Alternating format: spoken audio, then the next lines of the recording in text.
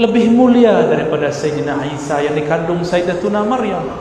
Tentulah penjagaan dan jaminan Allah lebih tinggi dan lebih besar kepadanya. Itulah yang membuat Sayyidah Aminah yakin hidupnya aman sentosa. Katakan, "Hei Rasul, orang tua mau masuk neraka." Rasulullah tidak akan menyapa orang ini. Apa kata sahib kitab dia ulama? Hadza ma'al kufri fa kaifa bi farhati man dhi fuadin imtala imana. Ini diringankan azabnya karena dia bahagia sedangkan dia masih kafir. Bagaimana jika kalbu seseorang itu percaya kepada Nabi Muhammad SAW, maka dia diberkahi setiap saat dari ini.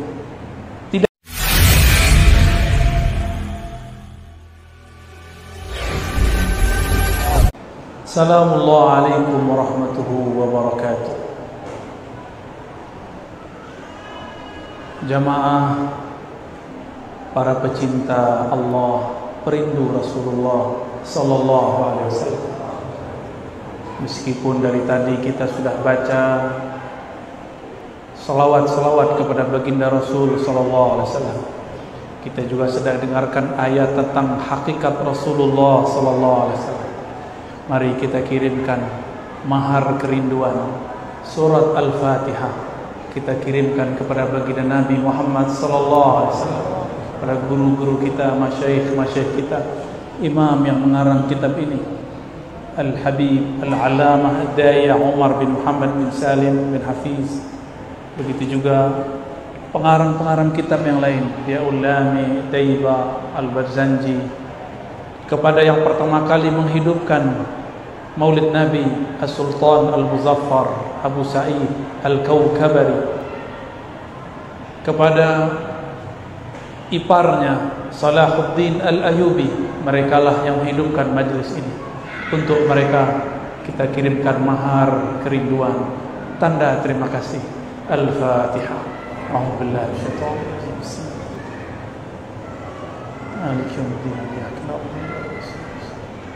Shiratal ladzina an'amta 'alaihim ghairil maghdubi 'alaihim waladdallin.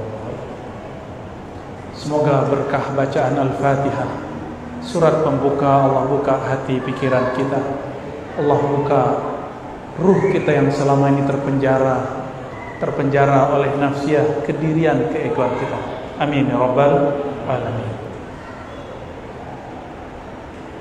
Bagaimana cara menumbuhkan rindu? Kenalilah yang dirindui, cintailah ia, dengarkan kisah-kisahnya. Maka malam ini saya akan kisah sebagian dari kisah beliau. Tatkala Abdullah pulang ke rumahnya, Abdullah dinikahkan dengan Aminah bintu Wahab. Abdullah menyebutkan dirinya, ana zabihani. Maka Nabi Muhammad mengatakan, ana ibnu zabihani. Aku adalah putra dari dua orang yang pernah akan disembelih. Pertama Abdullah, dan yang lebih awal lagi adalah Sayyidina Ismail alaihissalam. Dulu Sayyidina Abdullah pernah mau dibunuh, bukan dibunuh, dinazarkan. Jika dia lahir, maka Abdul Muttalib akan menyembelihnya. Diundi, undian ke-10 baru namanya hilang.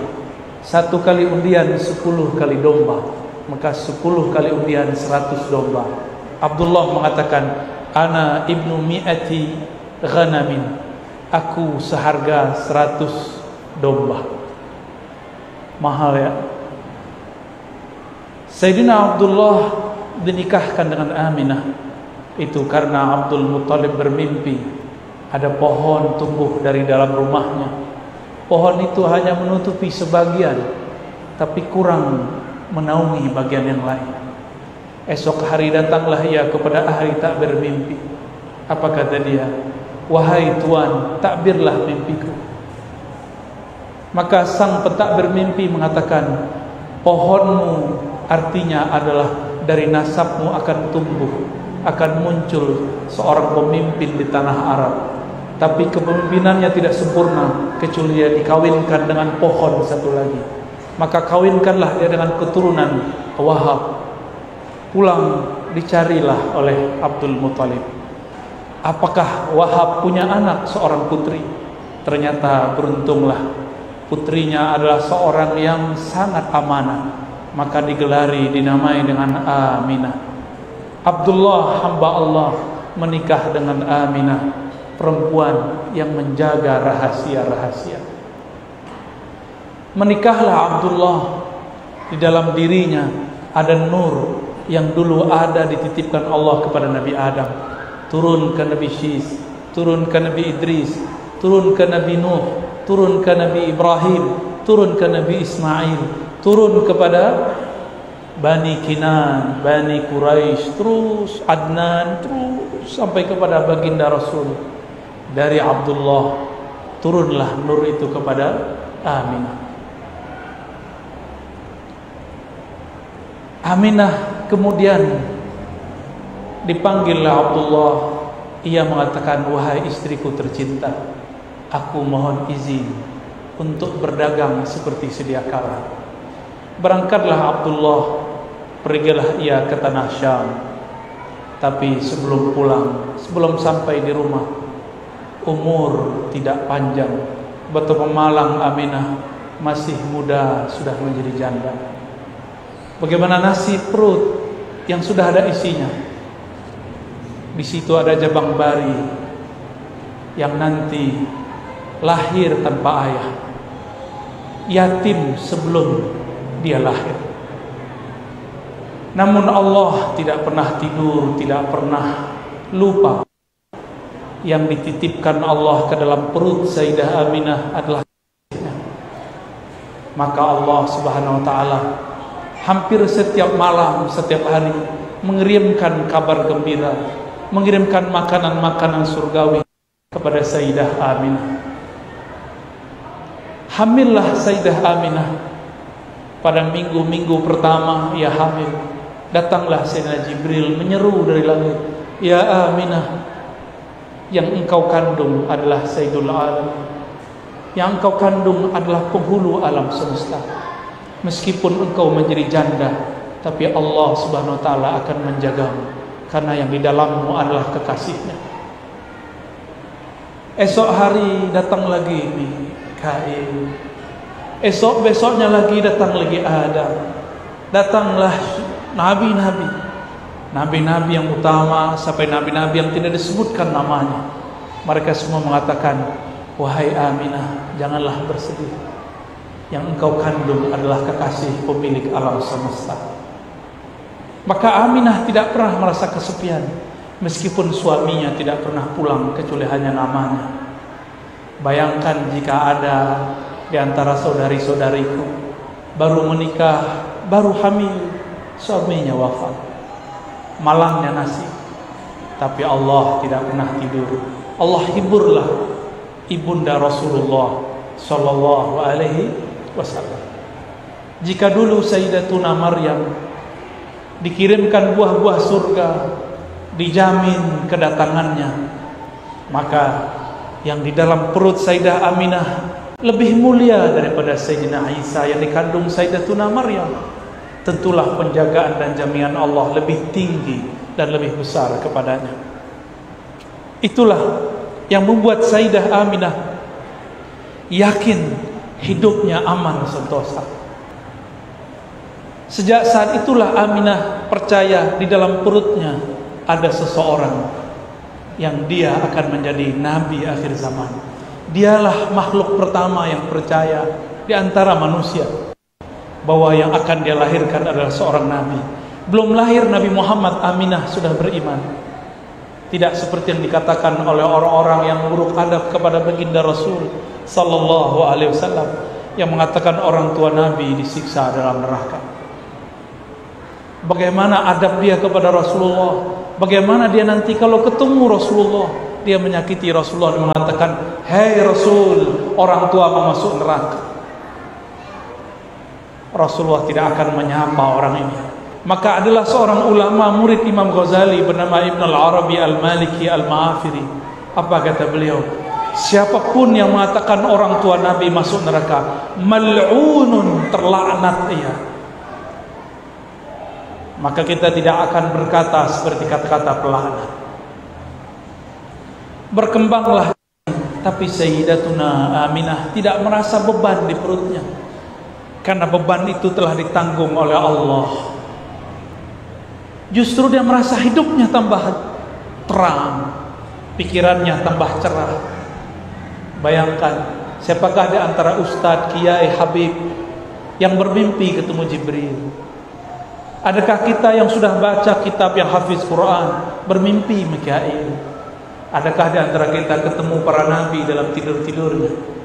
Adakah di antara kita yang dihibur oleh malaikat-malaikat ketika dia bermenung? Tidak ada.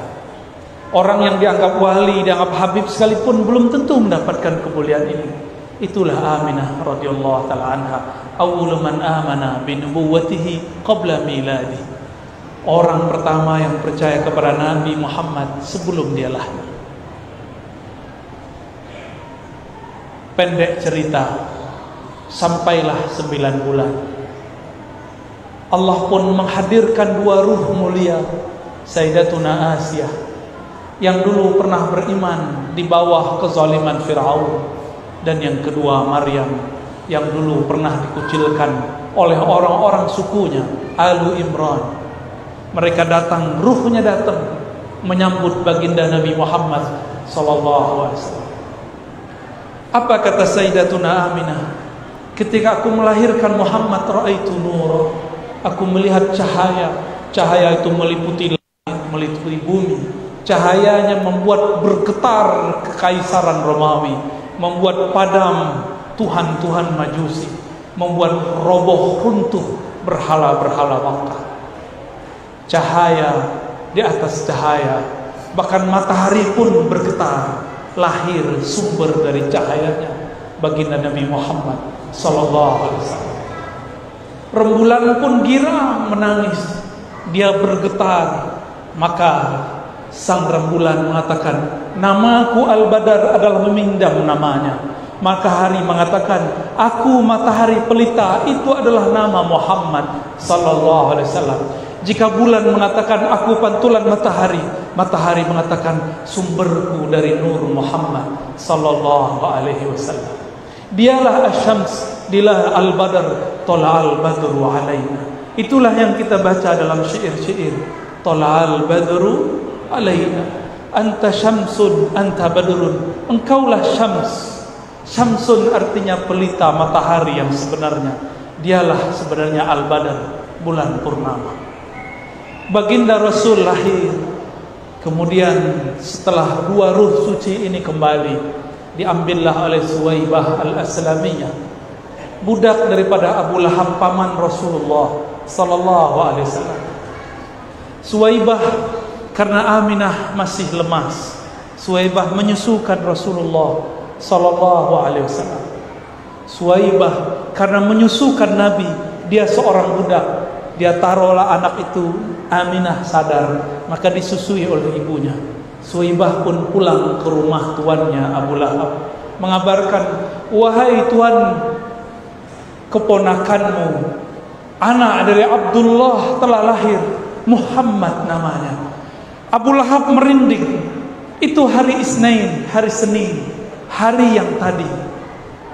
Abu Lahab kemudian mengatakan, wahai Suwaibah, saksikanlah bahwa engkau merdeka hari ini. Kenapa ia dimerdekakan? Karena dia menyusui Nabi Muhammad sallallahu alaihi wasallam. Siapapun yang bersentuhan dengan Rasulullah, dengan zat Nabi Muhammad sallallahu alaihi wasallam, maka dia mulia.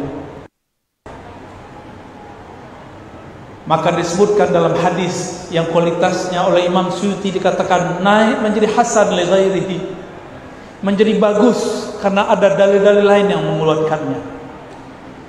Ketika Abu Lahab mati, setiap hari Senin di alam barzakh, khaffafallahu anhu.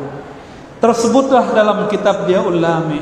Kalau di kitab ini halaman 34, annal azaba mukhaffafun fi kulli isnain li farhatihi biman wafana. Abu Lahab diringankan siksaannya setiap yaumul isnain, setiap hari Senin, li farhatihi, karena dia bahagia dengan kelahiran Nabi besar kita Muhammad sallallahu alaihi wasallam. Apa kata sahib kitab ya ulama? Hadza ma'al kufri fa kaifa bi farhati man di fuadin imtala imana. Ini diringankan azabnya karena dia bahagia sedangkan dia masih kafir. Bagaimana jika kalbu seseorang itu percaya kepada Nabi Muhammad SAW, maka dia diberkahi setiap saat dari ini. Tidak hanya yaumul isnain, tapi setiap kali dia merayakan, dia berbahagia farhan kelahiran Nabi Muhammad SAW. Allah akan kurangi beban hidupnya, Allah akan pikul bersama-sama bebannya. Wa rafa'na laka dzikrak. Rasulullah telah diangkat ketinggian namanya, maka siapa yang meninggikannya ikut ditinggikan oleh Allah Subhanahu wa taala. Jamaah yang dimuliakan Allah, itu Abu Lahab diringankan Allah karena dia farhan, dia bahagia karena baginda Nabi Muhammad sallallahu alaihi wasallam lahir.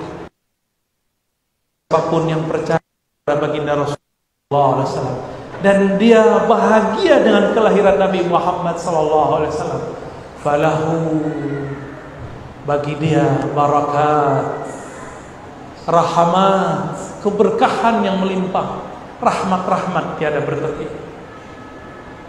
Suwaibah menyusui Rasulullah karena orang Arab Makkah saat itu punya tradisi menyusukan anaknya kepada selain mereka. Maka muncullah masa, adalah hari di saat orang-orang dari Bani Sa'diyah datang untuk menyusui orang Makkah.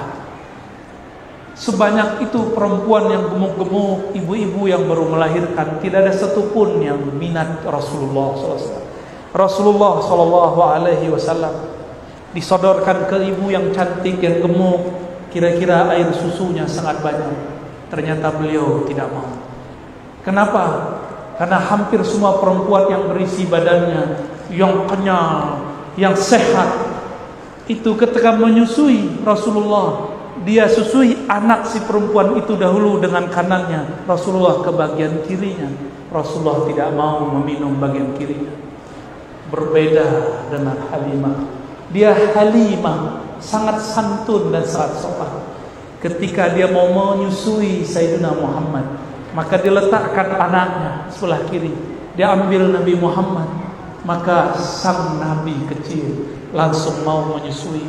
Perempuan yang sangat kurus malam. Dia punya ternak-ternaknya banyak yang mati.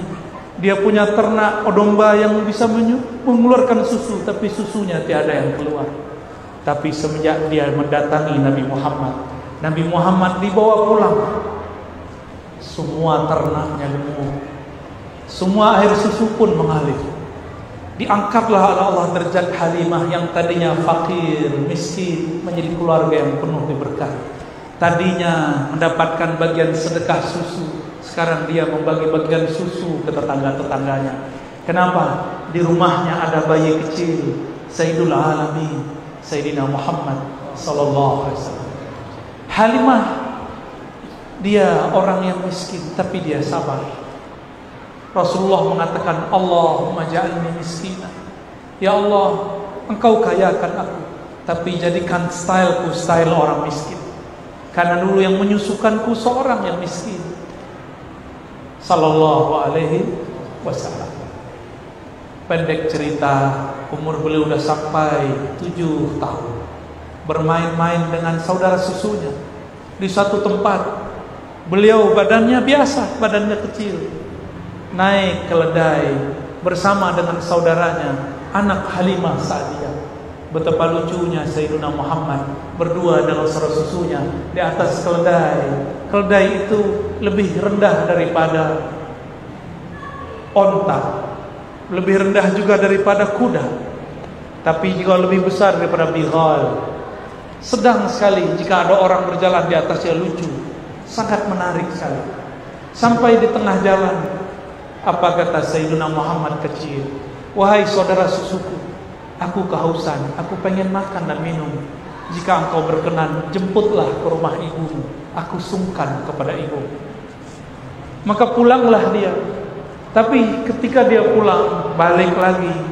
Ketika dia balik, dia melihat Nabi Muhammad SAW sedang dibelah dadanya oleh dua sosok bersayap, sangat besar, tapi wajahnya sangat indah. Kemudian si anak ini lari kepada ibunya. Wahai ibunda, kutila Muhammadun, kutila akhi Muhammadun, saudaraku dibunuh oleh dua sosok yang tidak tahu dari mana. Halimah pun ketakutan, wajahnya pucat, bulu romanya merinding. Dia penuh ketakutan, dia panggil suaminya, wahai suamiku, anak kita Muhammad, anak kita dibunuh oleh seseorang. Dia menangis, dia berteriak, ya Muhammad, ya Muhammad. Ternyata sampai di sana Nabi Muhammad SAW main-main seperti sedia kala. Dia peluklah Nabi Muhammad SAW yang tadinya jantungnya tidak mau copot, tapi melihat Nabi Muhammad masih utuh sedia kala, dia bahagianya bukan main. Ternyata anakku, anak susuku masih hidup, sumber keberkahanku masih hidup. Walhasil, Sayyidatuna Halimah mengatakan kepada suaminya, wahai suamiku, anak kita bukan anak biasa. Dia dicari bukan hanya oleh orang dibunuh, tapi seperti yang dikatakan Muhammad ketika kita tanya, ya Muhammad, siapakah dua makhluk itu yang diceritakan saudara susumu? Beliau mengatakan, aku melihatnya turun dari langit. Halimah geleng-geleng kepala, ini bukan manusia biasa. Wahai suamiku, kita mungkin bahkan salah adab kepada anak ini. Jangan-jangan anak ini pilihan Allah Subhanahu wa ta'ala. Besok kita kembalikan ke ibunya. Besok dia datanglah kepada Sayyidah Aminah.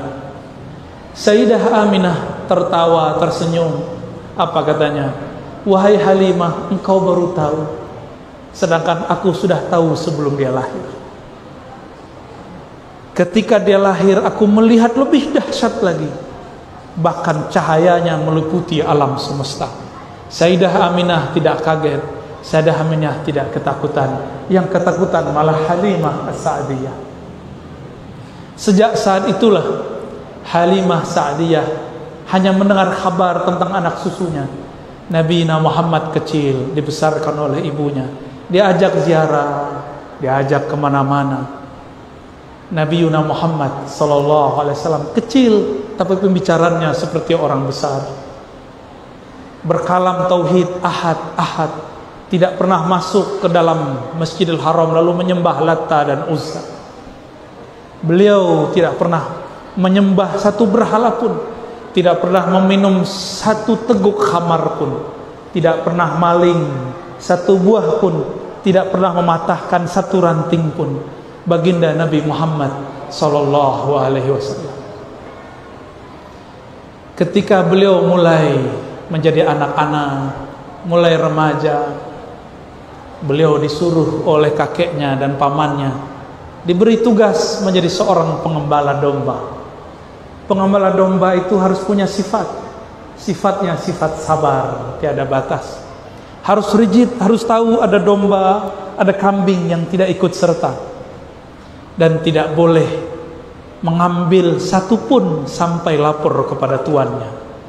Nabi Muhammad belajar di situ amanah. Beliau belajar di situ bagaimana sabar. Jangankan manusia, domba pun beliau sangat sayang. Nabi Muhammad kecil kemudian berkembang jadi dewasa. Sebelum beliau berumur 20 tahun terjadi perang di antara orang-orang Arab. Nabi pun ikut berperang. Kemudian selesai perang, terjadilah rapat besar di Ka'bah. Orang-orang di Ka'bah, semua suku sepakat untuk merenovasi masjid pertama di alam semesta. Mereka runtuhkanlah Ka'bah, dibangunlah Ka'bah yang baru. Tapi ketika mereka hendak menaikkan Hajar Aswad, semuanya merasa berhak. Ada 4 suku, semuanya mengatakan aku lebih tua. Yang satu mengatakan aku paling banyak memberi donasi. Yang lain mengatakan aku, kami. Di saat seperti itu, datanglah Sayyidina Muhammad SAW menawarkan suatu penyelesaian masalah.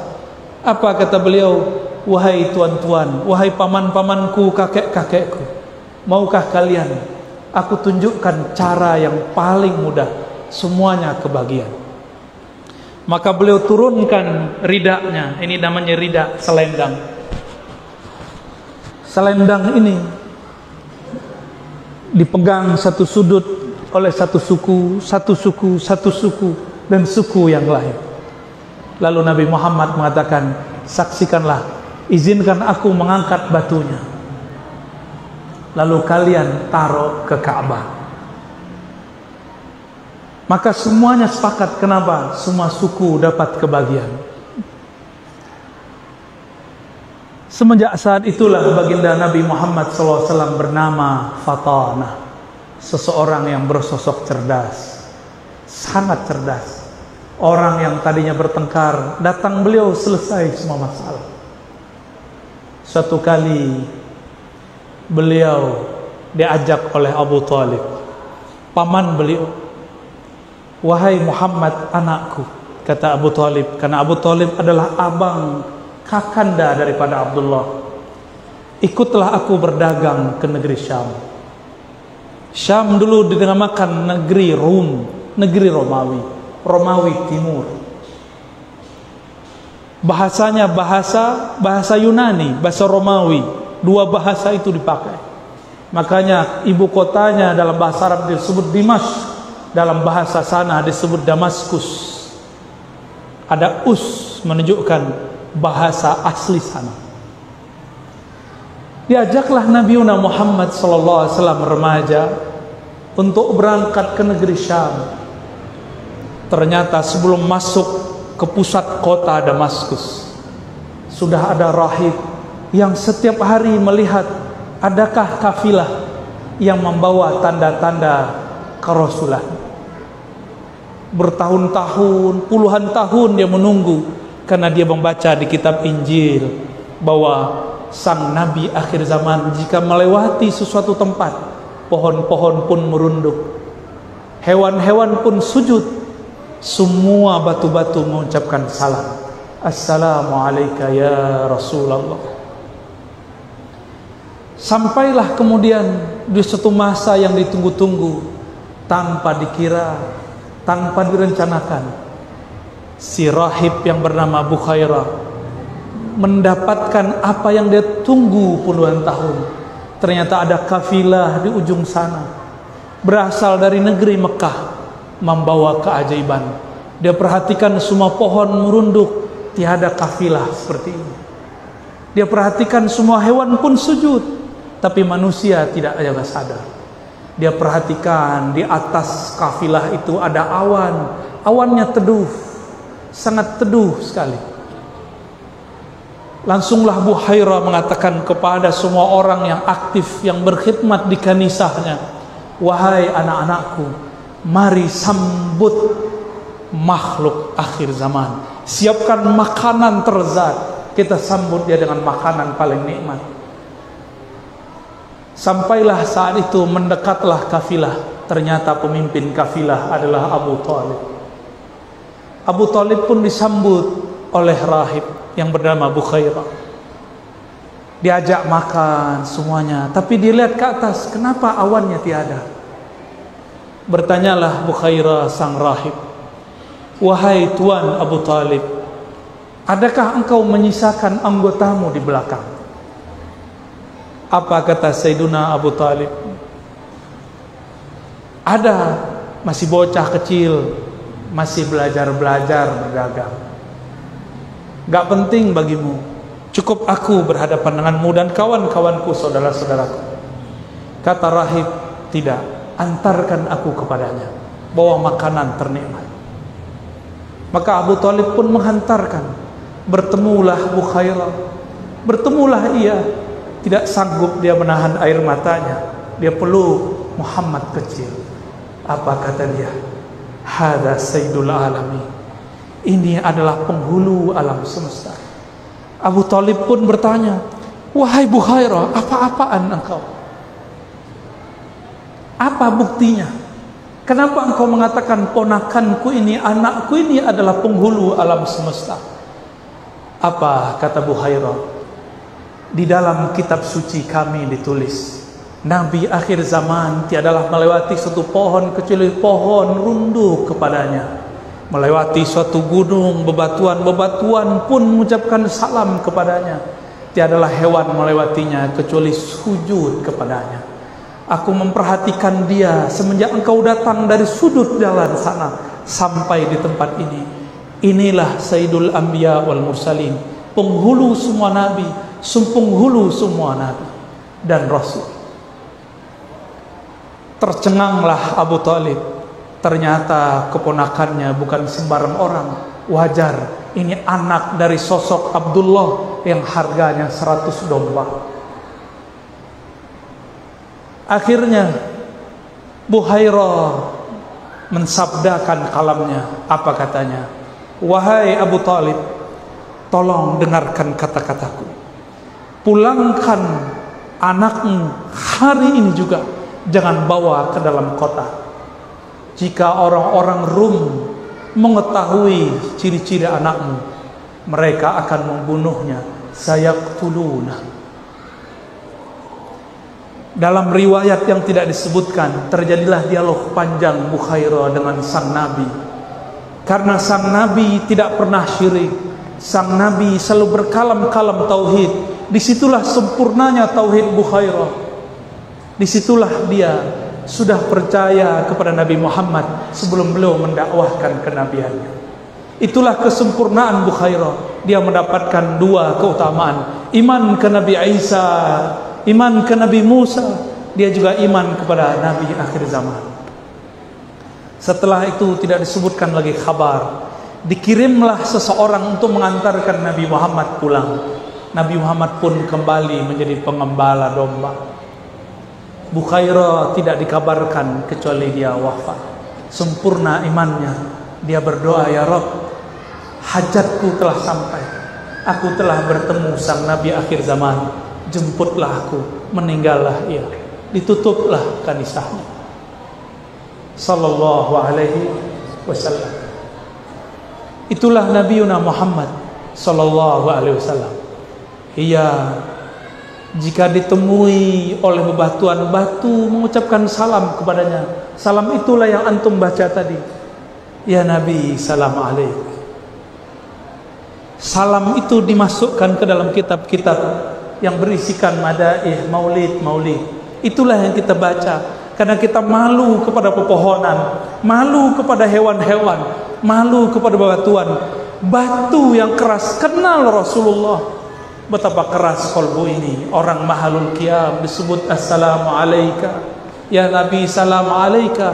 Tapi hati ini tidak berketu juga tersentuh, tidak juga merinding, tidak juga bergetar. Betapa bohongnya kita. Disebut namanya tidak berselawat, disebut kisahnya tidak merinding, disebut sifat-sifatnya tidak merindu. Bagaimana kita mengikuti syair kullul qulub, semua kalbu kepada habibnya, ilal habibi tamilu, kepada kekasihnya pasti condong. Jika disebut nama kekasih, pasti air matanya mengalir.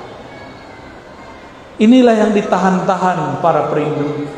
Inilah yang ditahan-tahan para pecinta. Jika kolbunya kuat, dia bisa menahan tangisnya kepada baginda Nabi Muhammad sallallahu alaihi wasallam. Pendek cerita, Nabi Muhammad pun kemudian malakoni menjadi manusia biasa. Abu Thalib pun menjaga secret rahasia itu, sehingga banyak yang tidak tahu bahwa Abu Thalib termasuk orang nomor 2 yang percaya kepada Nabian Muhammad sallallahu alaihi wasallam. Mungkin nomor 3 setelah Bukhairah. Tapi kadang-kadang kita menggunakan beberapa riwayat yang lain bahwa Abu Thalib dikatakan tidak beriman. Saya meyakini Abu Thalib adalah orang nomor 3 atau nomor 2 yang beriman setelah Sayyidah Aminah Bukhairah lalu Abu Talib? Apakah kurang perjuangan Abu Talib ketika orang-orang Quraisy yang kafir ingin membunuh Nabi Muhammad? Beliaulah yang menjaga. Apa perjuangan antum kepada Rasulullah sehingga berani mengatakan Abu Talib kafir?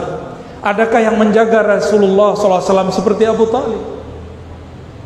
Adakah yang berkorban hidup matinya untuk Rasulullah seperti Abu Talib? Maka beradablah kepada Rasulullah. Hentikan kata-kata Abu Talib finnar, kata-kata Abdullah finnar, kata-kata Aminah finnar. Itu kata-kata yang membuat Nabimu sedih, kata-kata yang membuat Nabi Muhammad tidak suka. Satu kali Zainab binti Abi Lahab datang kepada Rasulullah menangis. Wahai pamanku Rasulullah, aku dicaci maki oleh orang-orang yang merupakan sahabatmu. Apa kata mereka? Ya binta ahlin nar, wahai anak penduduk ahli neraka Abu Lahab. Aku sedih wahai Rasulullah. Maka orang yang memanggil Zainab dengan panggilan ejekan ini disidang oleh Rasulullah. Lalu Rasulullah mengatakan, la tuhzil ahya bil amwat. Jangan kamu sakiti orang yang hidup karena perilaku orang yang mati. Betapa menyakitkan ketika ada orang mengatakan hari ini kedua orang tua Nabi masuk neraka.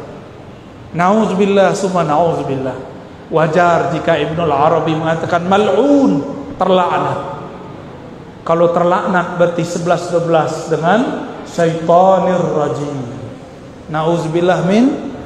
Wajar dia kurang ajar kepada guru-guru kita, kurang ajar kepada zuriat Nabi, kurang ajar kepada ulama-ulama kita, kepada orang tua Nabi pun dia kurang ajar. Maka mari selamatkan masjid-masjid kita dari mereka. Selamatkan anak-anak kita daripada ajaran-ajaran mereka. Jangan sampai anak-anak kita, saudara kita kesusupan, kegelapan, kufriyahnya iblis. Nauzubillah min dzalik. Bapak saudara makan Allah, itulah beberapa kisah yang dapat saya bagikan tentang baginda Nabi Muhammad sallallahu alaihi wasallam. Jika diteruskan, bisa saya yang tidak kuat, bisa antum yang menjerit. Semoga cinta ini sampai kepada baginda Nabi Muhammad sallallahu alaihi wasallam. Ya Sayyidana ya Rasulullah, wahai baginda Rasulullah, kami malam ini berkumpul di masjid yang nama masjidnya pun diambil dari gelarmu, Masjid Nabawi. Izinkan kami meneguk air haudmu, air telagamu nanti, wahai Rasulullah. Wahai Rasulullah, terimalah salam dari kami, terimalah rindu dari kami, terimalah cinta dari kami. Ya Allah, kalbu ini lebih keras dari batu, kalbu ini lebih susah diatur daripada binatang, kalbu ini lebih gelap daripada semua kegelapan. Namun berkat cinta kami kepada Nabi Muhammad ya Allah, maka beri cahaya di kalbu kami ya Allah. Lembutkan hati kami yang keras ya Allah. Ya Allah, kalbu kami sangat keras ya Allah. Disebut namanya kami tidak tersentuh ya Allah. Disebut namanya kami tidak rindu ya Allah. Disebut kisah-kisahnya kami pun tidak bisa membayangkan hidup bersamanya ya Allah. Maafkan kami ya Allah. Ya Afu ya Karim ya Ghaffar ya Ghafur. Bihaqqi Sayyidina Muhammad, dengan kebesaran Nabi-Mu ya Allah, jadikan kami yang hadir malam ini, yang menyaksikan maulid Nabi-Mu Muhammad sallallahu alaihi wasallam, orang yang Kau ringankan beban hidupnya, yang Kau ringankan dosa-dosanya, yang Kau ringankan azab-azabnya, yang Kau tutup semua kegelapan kami dengan cahaya-Mu.